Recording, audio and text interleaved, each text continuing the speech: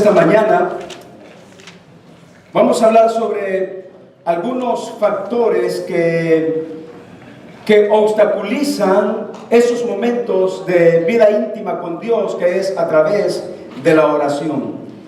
Y por eso me gustaría esta mañana que habláramos sobre lo importante que es venir delante de Dios y buscarle a Él a través de la oración. Hermana, ¿está ahí el USB para poner el tema del mensaje?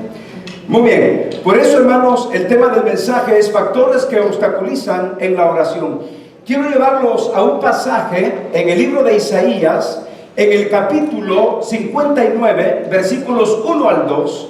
Libro de Isaías, capítulo 59, versículos 1 y 2. Y quiero que vean lo que la palabra de Dios nos enseña con respecto a lo que quiero enseñar esta mañana. Libro de Isaías, capítulo 59, versículos 1 al 2.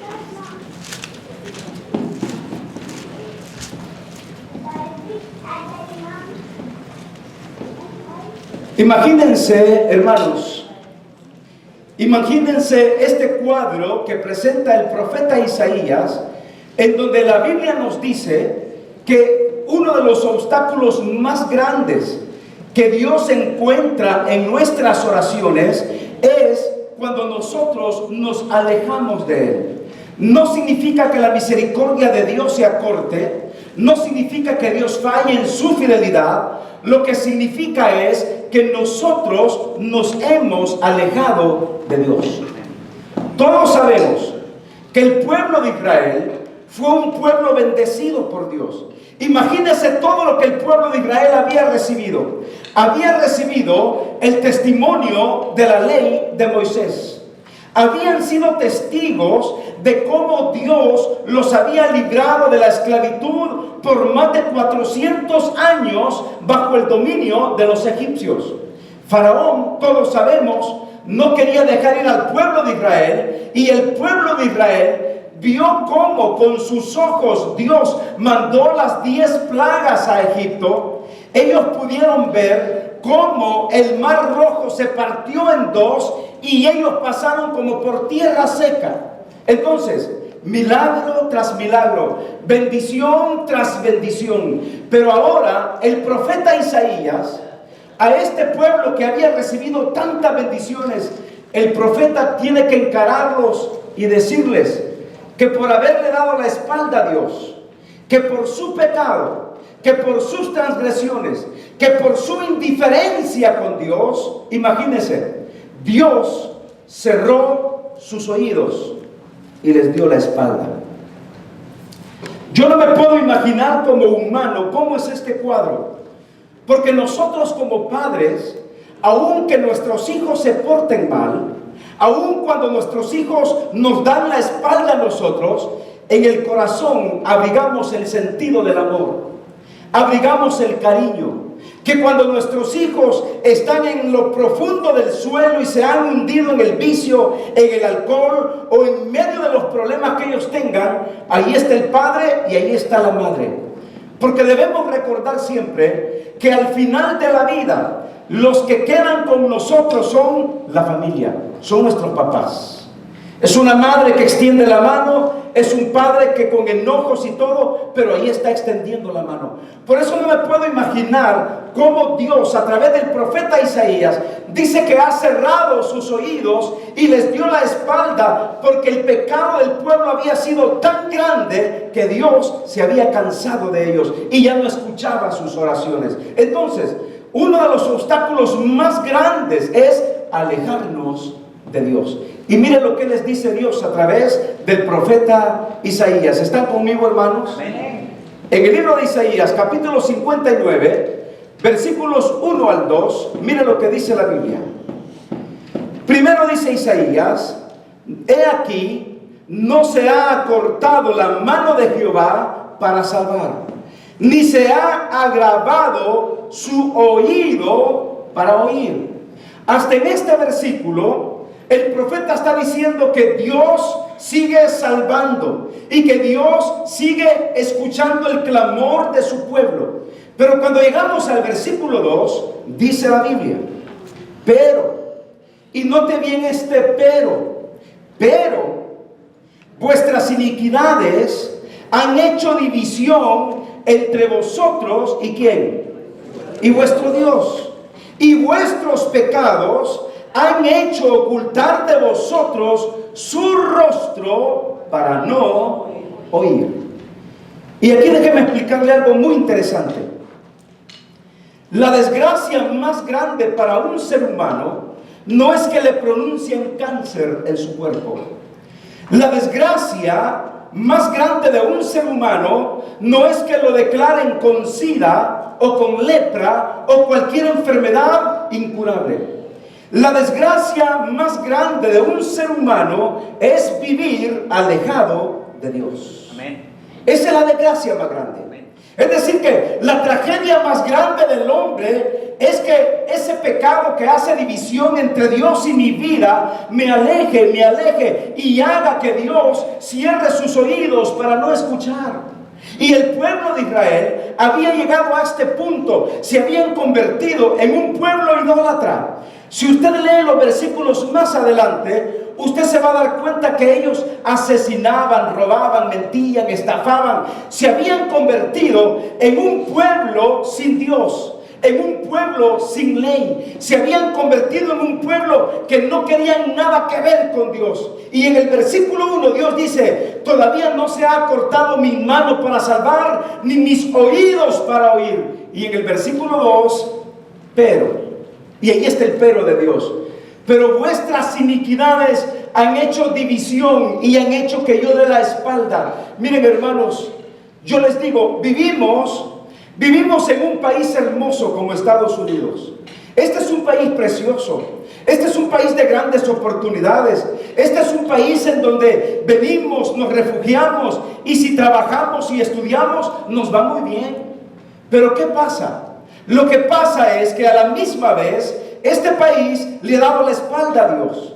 Y junto con este país, muchos de nosotros y muchos cristianos que veníamos con una fe tremenda, con una convicción poderosa en la palabra, siendo creyentes fieles a Dios, como que viniendo acá nos dejamos arrastrar por el sistema y resulta que también nos olvidamos de Dios.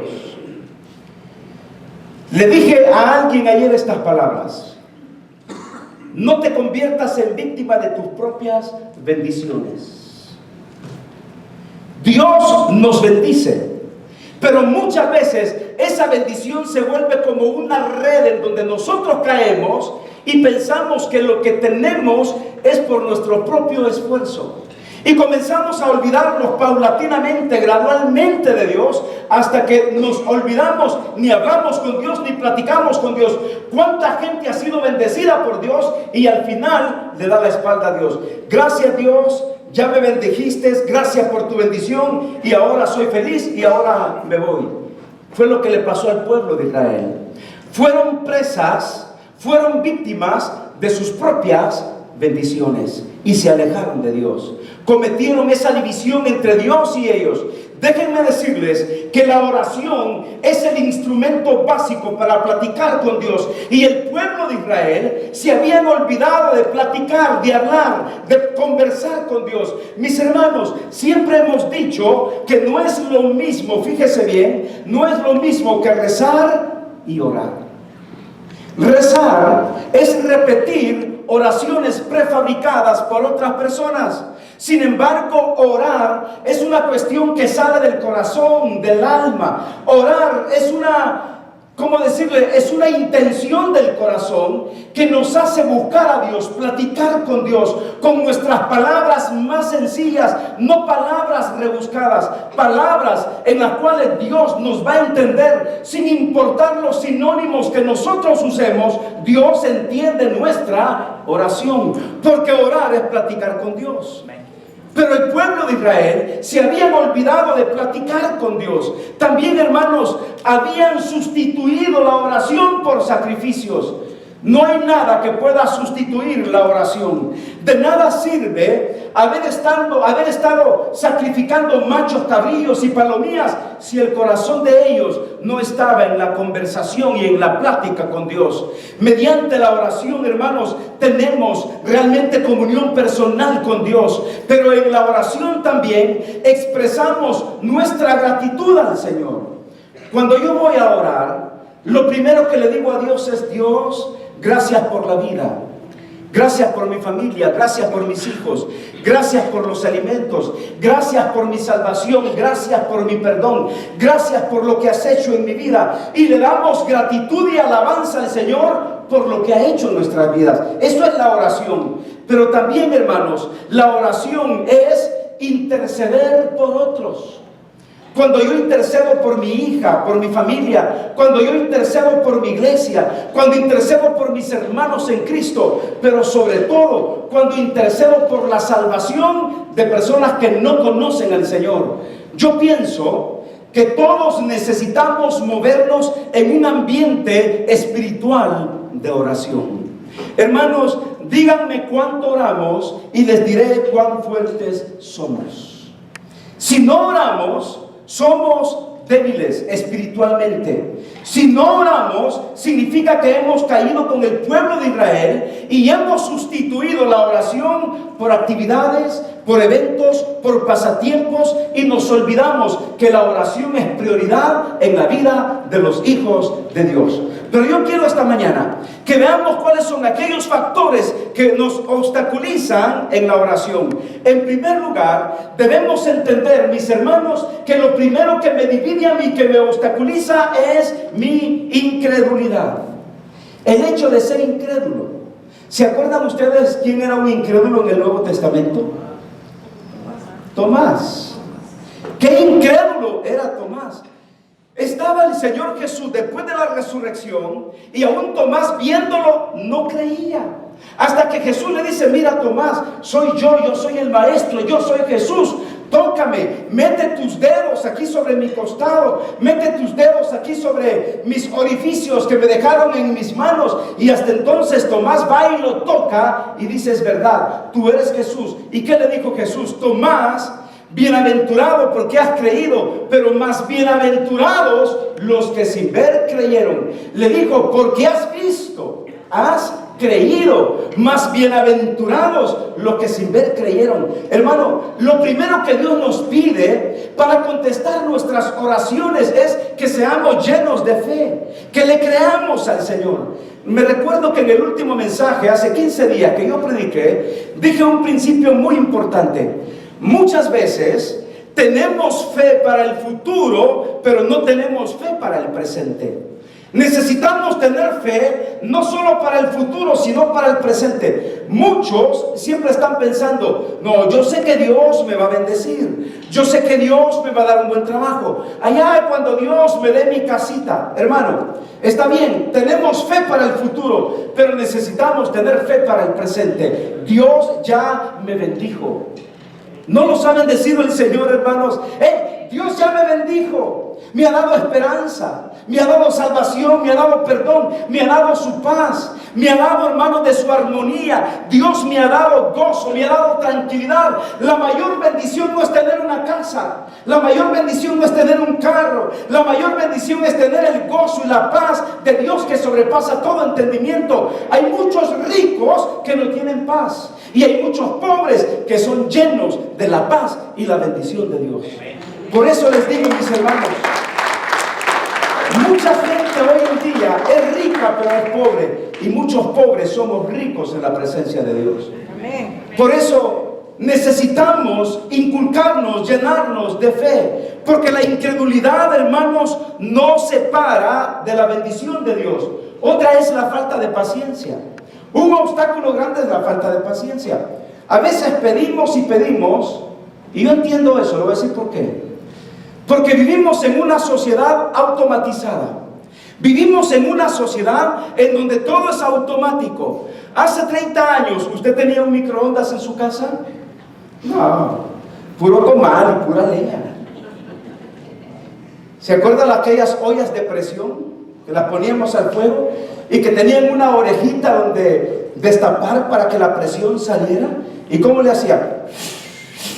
Y cuando estaba ahí viviendo lo que estaba dentro, como que era el tren Santa Fe. Pero cuando usted destapaba todo, hoy ya no se usan ni siquiera esas ollas de presión. Ahora todo es automático. ¿Tenía usted refrigerador hace 60 años?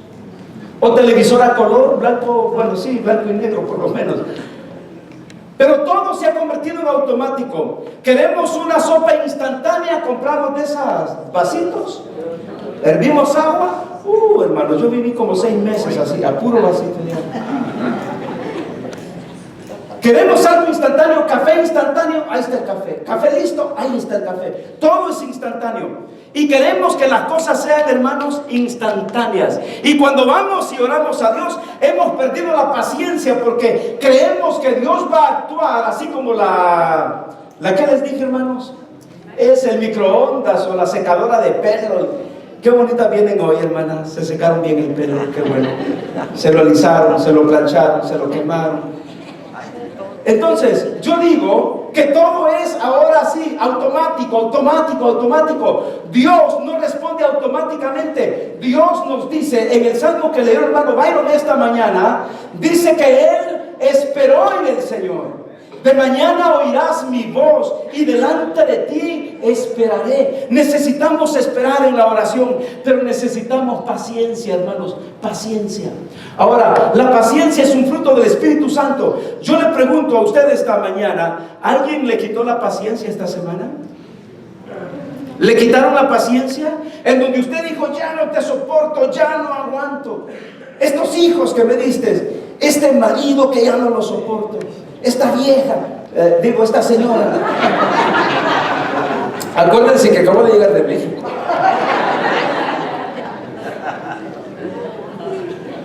Entonces, que pronto aprendí. Si lo aprendo rápido, hermana. Las cosas buenas no se me quedan, pero eso de vieja y que lo otro, que no manches, rápido se le queda a uno. Pues yo lo que digo es que muchas veces Dios tiene que probar nuestra paciencia. Y Dios nos está diciendo, y espérate. Y por eso la Biblia dice, aprendamos del siervo Job, que tenía mucha paciencia. Hermano, que nadie le robe la paciencia. Paciencia significa saber esperar en Dios. Saber esperar en Dios. Paciencia.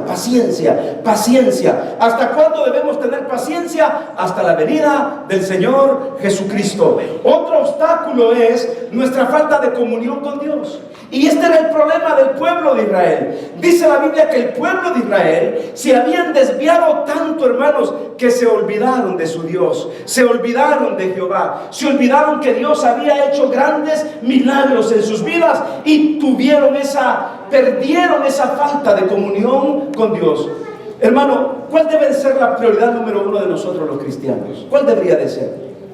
Orar, leer la Biblia, tener momentos a solas de oración, tener estudios bíblicos personales, tener devocionales. Hermano, mire, aparte un momento del día, todos los días, para leer un pasaje de la Biblia y tener un momento de oración. ¿Cómo me gustaría ver Biblias manchadas?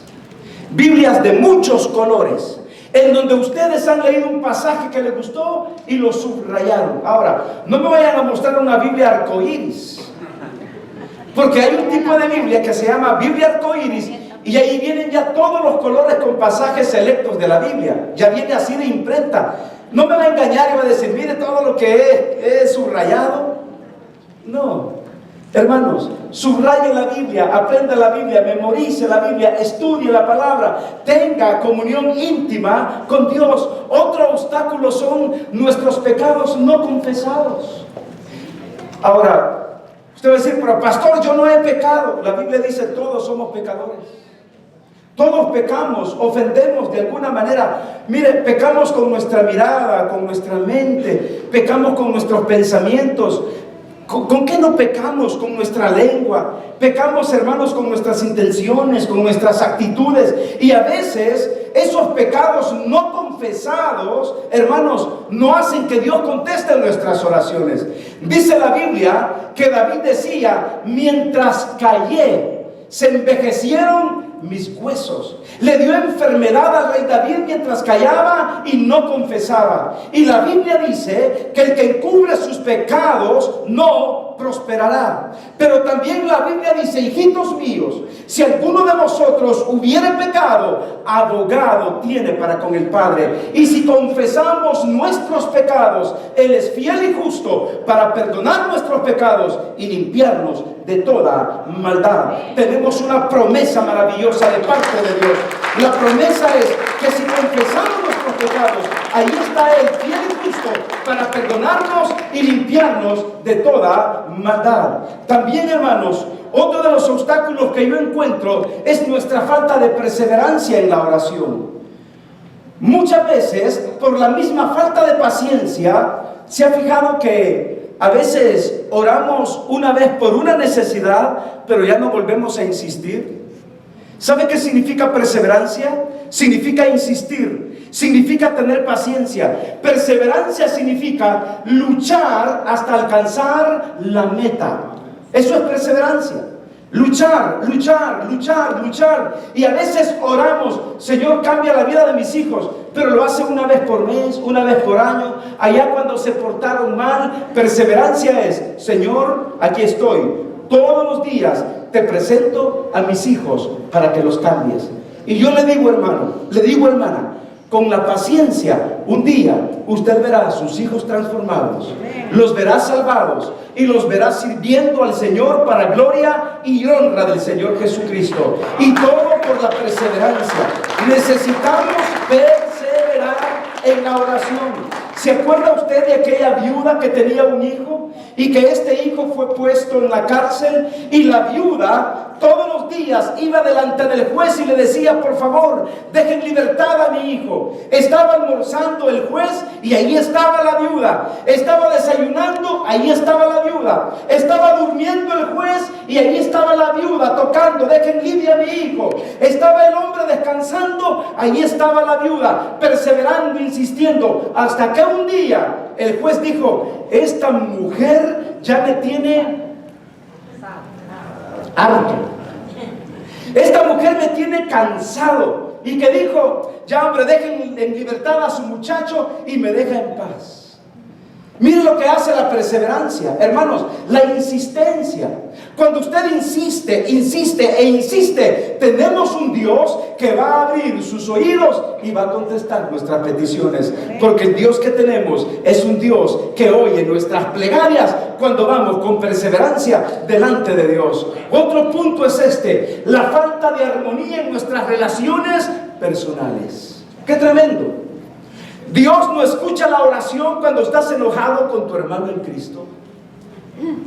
¿Se acuerda lo que dijo Pedro, lo que le dijo Jesús a Pedro? Pedro un día va delante de Jesús y le dice: Señor, ¿cuántas veces debo yo perdonar a mi hermano? ¿Y qué le dijo Jesús? Hasta 70 veces 7. Entonces Pedro se puso alegre, sacó la calculadora y dijo: 70 veces 7, 7 por 7, 49. Oh Señor, 490 veces. A Juan ya le perdoné 489 veces.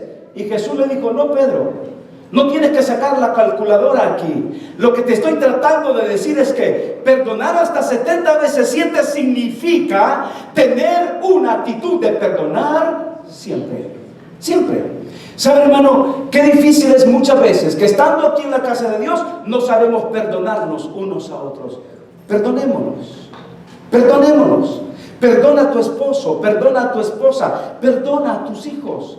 Hijos, perdonen a sus papás para que sus vidas sean felices. ¿Cuántos hijos hay con resentimientos en el corazón? ¿Cuántos hijos hay que por falta de perdón Dios no escucha sus oraciones? ¿Cuántos hijos están resentidos con el padre y con la madre? Hijos, perdonen a sus papás. Pero papás, también perdonen a sus hijos, porque si no, dice la Biblia que nuestras oraciones no son escuchadas. La falta de perdón por ofensas recibidas. Y quiero terminar con esto: nuestros resentimientos y raíces de amargura. Hermanos, yo sé que nadie es perfecto, no somos perfectos. Pero cuántos resentimientos y raíces de amargura abrigamos en el corazón. Esos recuerdos que nos torturan, que no nos permiten vivir en paz. Aquellas cosas que nos hicieron, como aquella mujer que vivía resentida, fíjese, tenía ya sus 30 años de casada y todavía recordaba que cuando eran novios, su novio la invitó a comer un helado y ella tuvo que pagar el helado. Y cuando discutían de dinero, siempre ella con ese problema de que, oh sí, pero cuando éramos novios tú dijiste que ibas a pagar y yo salí pagando. Hombre, si ya pasaron 30 años de eso, todavía resentida. Mire, una mujer resentida es una mujer corajuda. Le voy a decir por qué. Estaba una mujer que estaba resentida con su marido y no lo había perdonado. Y un día su marido estaba leyendo la opinión con el brazo cruzado y la silla meciéndose. Y la mujer le dice, Enrique, quiero que me compres tijeras. Y Enrique le dijo, no puedo comprarte hoy las tijeras. Y ella decía, sí, pero las quiero. Ya ve, cuando una mujer se enoja, colgamos, hermanos. Pero las quiero. Y él decía, no te puedo comprar las tijeras. Enrique, necesito que me compre las tijeras. Y ya ve uno bien obediente. No puedo comprarte las tijeras. Muy bien. Entonces la mujer le dice, pero quiero que me las compres. El hombre se enoja y le dice, muy bien, mujer, si sigues insistiendo sobre las tijeras, te voy a llevar al broquel del pozo y te voy a dejar ir al pozo. Cómprame las tijeras. ¿Qué necedad, hermanas? Viene Enrique, agarra a la mujer, la lleva al broquel del pozo y estando a la orilla del pozo le dice, si me prometes no mencionar nada de las tijeras, nos vamos a la sala a ver la novela, tranquilo, novelero el esposo. Y ella dijo, tijeras. Muy bien, dijo el esposo, tú te lo has buscado. Agarró el balde, agarró la soga, la metió en el balde y la metió adentro del pozo. Cuando iba por la mitad, si me prometes no decir nada de las tijeras, te saco. Tijeras.